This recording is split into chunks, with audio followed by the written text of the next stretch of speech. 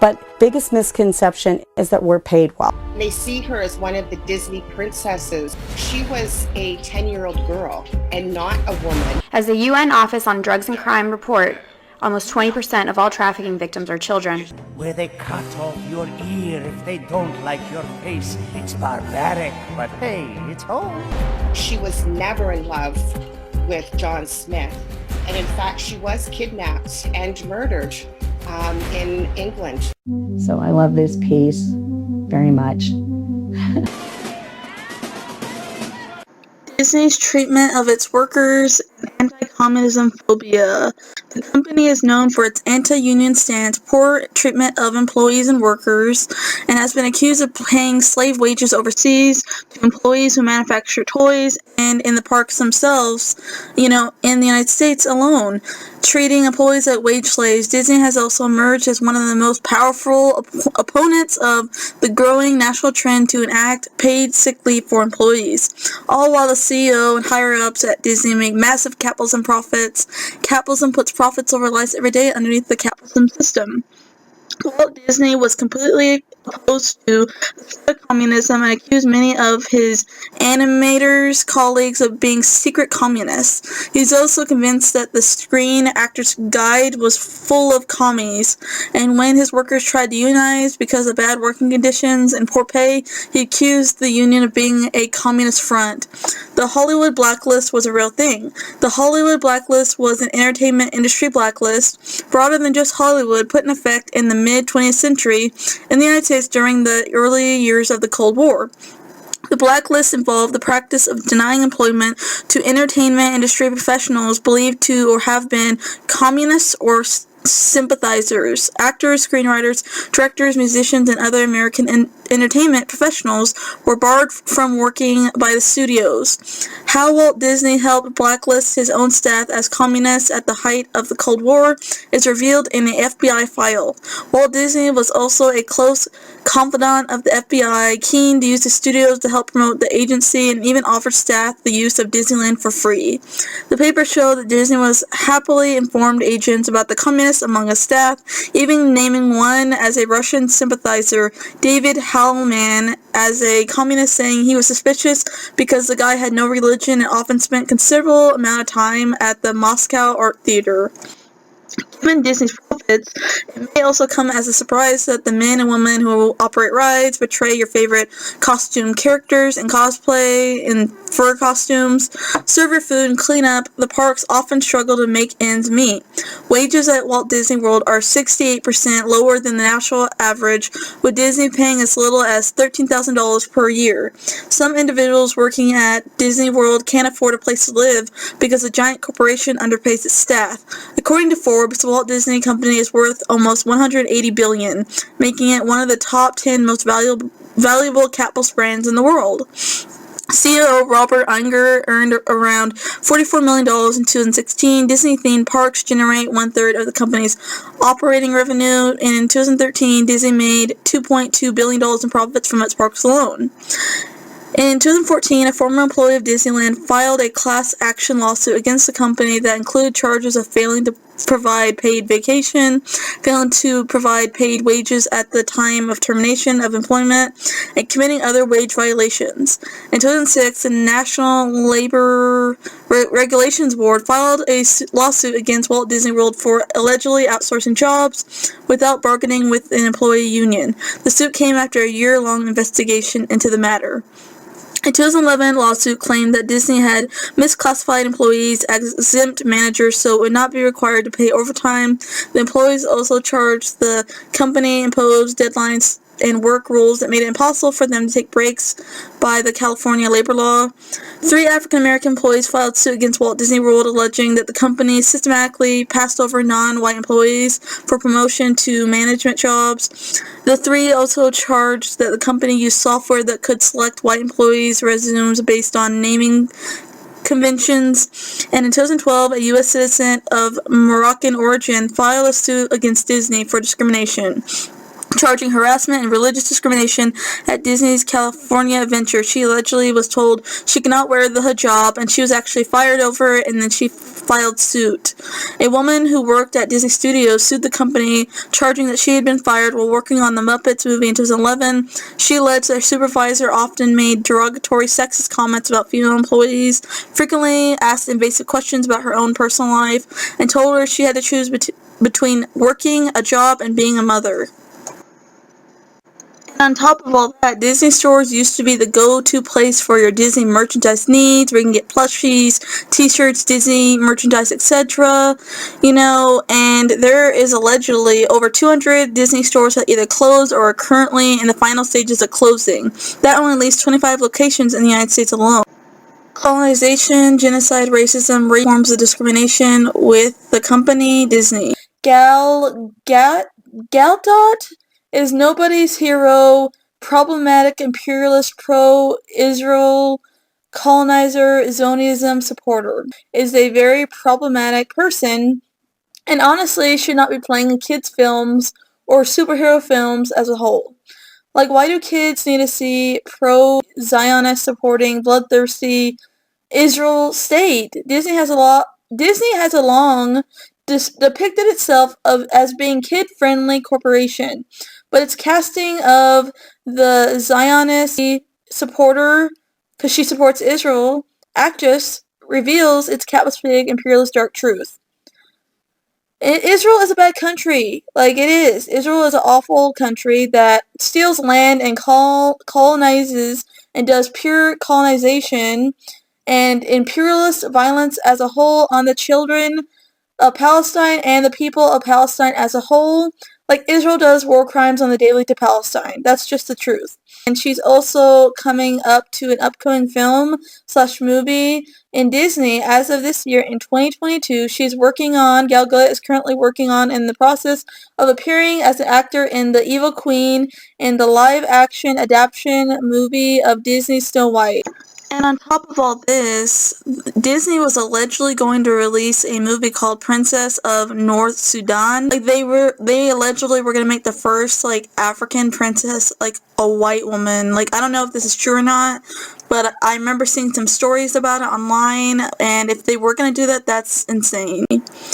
So, every moment of the Song of the South is offensive. You might be familiar with the Disney theme park ride Splash Mountain or the song Zippity-a-Dee-Doo-Dah, but if you're unfamiliar with the Song of the South, the 1946 Disney movie, and is considered the company's most offensive movie released for good reason. Song of the South is set on a 19th century southern plantation and follows Uncle Remus, a former black slave who lives happily ever after on his former white master's plantation. The movie's rosy portrait of slavery and racial relations in the South immediately drew criticism at the time of the film's release and is considered their most offensive movie to date. Disney exploited a rape victim. The indigenous woman called Pocahontas was a real-life 10-year-old rape victim. They made a sick movie, Pocahontas animated movie, that was pro-rape and pro-sexual abuser predator. Love fantasy story with her abuser and rapist, and made it seem like they were in love when she was literally a victim and was raped by that guy. Nicki Minaj was once called out for a sickening sexualization of this victim, Pocahontas. Disney shows scenes like Snow White and Sleeping Beauty with non-consensual kisses, which is a form of sexual assault also. They give them to without their consent. They are kissed without their consent while they are asleep, which cannot possibly be true love if only one person knows it's happening. Sleeping Beauty is actually based off of and derived from a darker Italian fairy tale called Sun, Moon, and Tila, which is based on a folk tale dating back to the 14th century. And the story, a king rapes and impregnates the sleeping princess, then marries her after she wakes up. So this is very problematic for obvious reasons. The Sunflower character in Fantasia, Sunflower was very obviously a racist caricature of a big, exaggerated lips and hair, the body of a donkey. Her role in the movie was basically to be a maid to the other horse girl women and help them get ready, essentially serving them. The Siamese cats in Lady and the Tramp are racist caricatures of Asian people. And there's also a depiction in the Aristocats as well. And in 1967, The Jungle Book, the King Louis and his subjects can be interpreted as anti-black caricatures. The crows in Dumbo that drew on racist depictions of black people were derived from the Jim Crow, the laws that were enforced segregation. There was sexism in Beauty and the Beast from Gaston. Disney was criticized very recently for the racist Texas student performance. Walt Disney World apologized after a Texas high school drill team performing at the Entertainment Giants Florida theme park wore fringe outfits and chanted "Scalp 'em, Indians, scalp 'em." Disney has a long history of racism against indigenous people. The Peter Pan movie, Fantasia, Pocahontas, and Peter Pan, Native people are referred to as Redskins, which is a slur against natives and indigenous people as a whole. The main characters sing a song called "What Makes the Man Red Man," a form of mockery and appropriation of native people's culture and imagery. The anti-Middle Eastern tropes in Aladdin, very problematic. Human trafficking and anti-Semitic rhetorics in the movie Pinocchio. You may have forgotten the story's darker, more disturbing elements, particularly the sheer amount of child and human trafficking that takes place in the movie. Disney's animal abuse and the downfall of National Geographic. Disney has made countless films that are exploitation of animals, but they do the direct opposite. They exploit animals. Some of the films they have created have to do with animals are Rescues Down Under, Fox and the Hound, 101 Dalmatians, Tarzan, Bambi, that are pro-animal and anti, like, poachers, exploitation of animal-themed movies. How Disney tricked the world into believing lemmings commit mass suicide. It's a fraudulent segment of a number of levels. First, the sequence wasn't even filmed in the Antarctic, but in Alberta, Canada, where lemmings do not live. Lemmings also don't throw themselves off cliffs. It is widely believed, but misguided myth that the small species is prone to mass suicide. One propagized in large part by White Wilderness Cherrick, who was a cameraman on the production, alleging that the filmmakers paid at least 25 cents to kids to wrestle lemmings in the area and then transport them south for the filming. The crew members constructed spinning turntables covered in snow to jostle the lemmings and send them tumbling off the waterfall, and then proceed to throw them off the cliff, resulting in the footage was edited to make it look like the animals were committing natural mass suicide. The insane story of Behind Disney's Snow Buddies, the movie that killed 5 puppies. A lot of people probably don't know what Snow Buddies even is.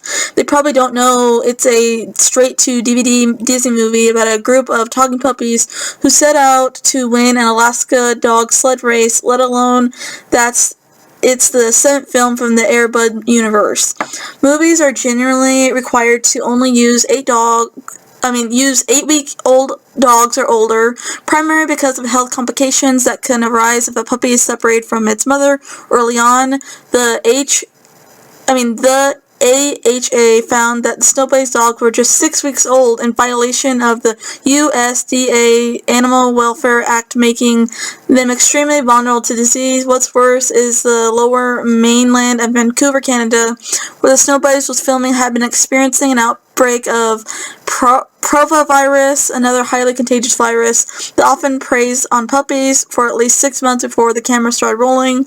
As many as 6 puppies fell ill to that disease and virus. The production team behind Snow Buddies had, whether they realized or not, basically fashioned their set into a puppy death trap and thrown a bunch of animals with underdeveloped immune systems into it. 3 dogs were euthanized due to intestinal complications as well, and the death toll arose to 5 when other puppies perished as well. When it comes to National Geographic drama and the downfall of that,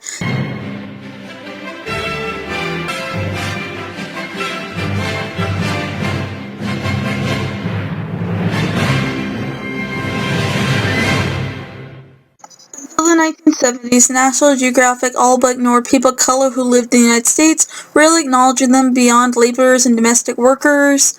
Goldberg vowed the magazine would face up to its past and do better, but The change has been slow and difficult over the past 3 years, and many current and former staffers deem it inadequate. The magazine is still struggling to make good on its promise of a new approach to covering the world.